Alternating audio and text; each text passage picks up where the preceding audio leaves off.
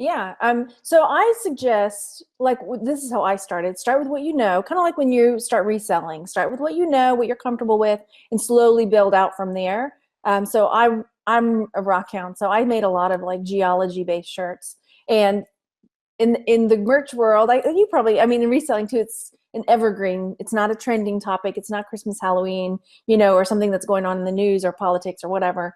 So it'll sell year round. So my business model with merch is mostly evergreen shirt designs that might Okay. sell 3 or 4 or 5, every single month, but I've got a bunch of them out there.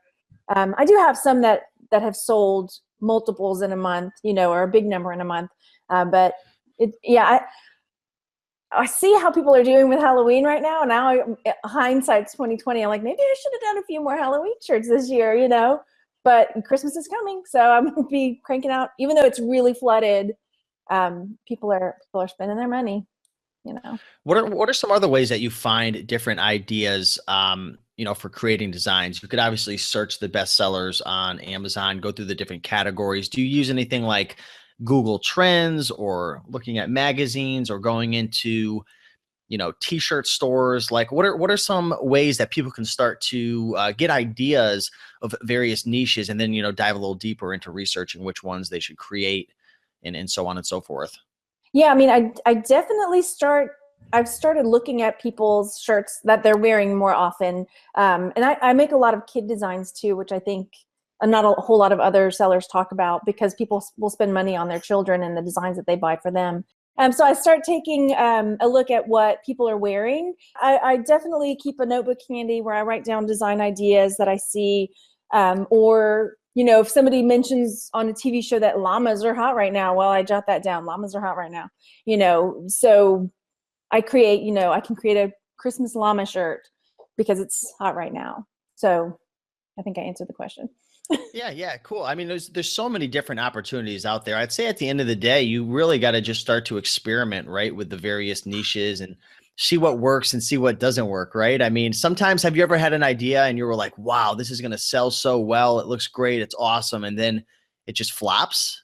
Is that normal? Oh yeah, yeah. I mean, definitely. I've put like a bunch of time and effort into creating this amazing shirt, and I think it's going to just take off. And then some shirt that I just slap together real fast and throw up there will sell a bunch of copies of it. So I hear a lot of people talking about there's kind of like a split decision in terms of when creating design, should there be a graphic plus text or just a graphic or text only? I know you were talking about Glenn Zubia and he inspired you to get started and he had some amazing months, $5,000, $10,000 a month, mhm. months, selling merch. And, one thing that he always told me, because I do merch as well on the side, my mother does it now. He always told me, Steve, keep them basic, man. He's like, just do text only. I don't know if that's changed. This was, 7 or 8 months ago, but he had told me that most of his designs were text based only. And he didn't really get too deep into creating amazing graphics. Has that changed? What are your opinions on that for the people who want to create designs?